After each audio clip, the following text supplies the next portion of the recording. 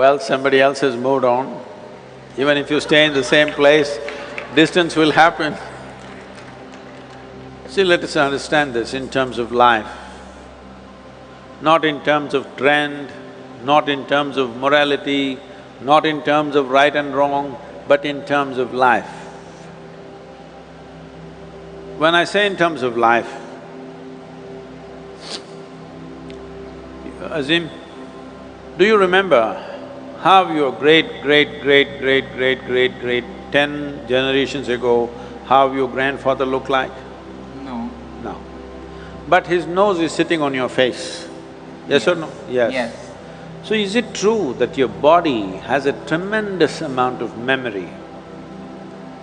Yes. This memory is on many different levels. There is an evolutionary memory, there is a genetic memory, there is a karmic memory, there are conscious levels of memory and unconscious levels of memories, articulate and inarticulate levels of memories. But if your great-grandfather's nose has to sit on your face, obviously your body is carrying a very complex mechanism of memory, isn't it? Yes. So this body, if it is capable of such a complex sense of memory, you think it is not gathering memory with whatever you touch and feel and relate with? You think so or no? Yes. It does. So it is gathering an enormous amount of memory. This is how you know. See, how to go up the steps, how to go down the steps, it looks very simple, but it's not simple, it's very complex. Your body has to remember, otherwise it cannot go up and go down so simply. Well, today the sports people are talking about muscle memory, building memory into their system so that the sport can be executed at a certain level of efficiency. So this is not only for sport, this is not only for specific activity, every day you are imbibing so much memory, and this memory, if there is a certain kind of congruence to this memory, if there's a certain kind of cohesiveness to this memory will become productive. If there is a certain level of chaos to this memory, then you may know everything, but this memory will work against you because it's contradictory and conflicting within itself. When you say a relationship and when your friend asks you this question, the question itself is coming because it matters, isn't it? Yes. If you didn't matter, you could have just forgotten about it and gone on like old pair of shoes. But it matters because you invested your thought, your emotion and maybe even your body.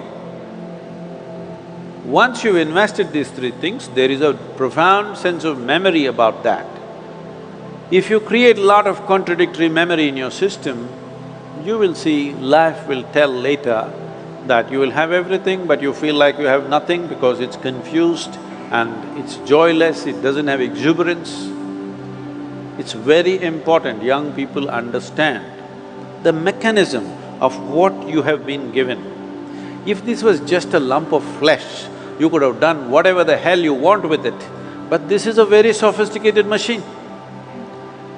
If you treat it sensitively, it can do things in a phenomenal way, otherwise it'll do mediocre things. Suppose I gave you, let's say you know nothing about computers, I gave you, let's say, Apple Air. Have you seen this model? Yeah. Very thin and sharp. I gave you this, but you don't know what it is. You took it home and started chopping cucumbers. It works very well. It works very well. But isn't it a tragedy that you're using a computer to chop cucumber? Nothing wrong with the cucumber, but something definitely wrong with you, isn't it? Yes. Hello? Yes. Something very fundamentally wrong with you when you do not understand the significance of what you have on your hands. All significant things will go waste.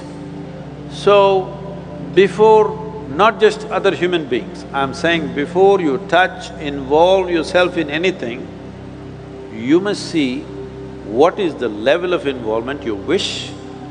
You must see Where do you want to take this?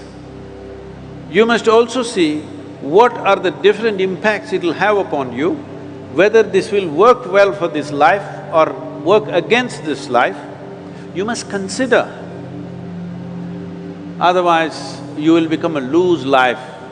Loose, I'm not using the word loose in terms of morality, I'm just talking about loose in terms of not able to fulfill the direction in which you wish to go in your life. Bringing some integrity to this, intellectual integrity, emotional integrity and physical integrity to your life is very, very important. Well, beyond that, if something goes wrong, you just have to understand when you came alone, when you were born you came alone, and when you die you will go alone.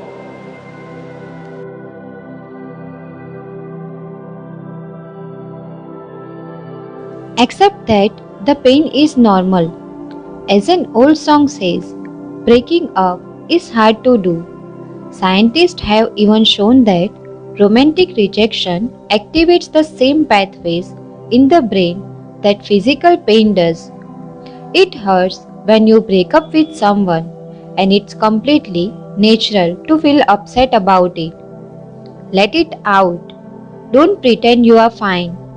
Denying or minimizing your emotions, like telling yourself, I'm really fine, or it is no big deal, will actually make them worse in the long run. You have to process how you are feeling so you can move past it. Write about your feelings. Expressing how you feel rather than bottling it all up or trying to ignore it will help you accept that you are in pain now, but it won't always be this way. Writing about your feelings openly and honestly can help you understand them. The first step to coping with post-breakup loneliness is taking some time for introspection and reflection. Examine your writing. Writing your emotion journal is the first step. The next is to look back at what you have written and try to figure out why you are feeling what you are feeling. Thinking through your emotions will help you understand them better and can also help you catch any distortions that might be unfair to yourself. List your positive attributes. Breakups can cause you to doubt your self-worth.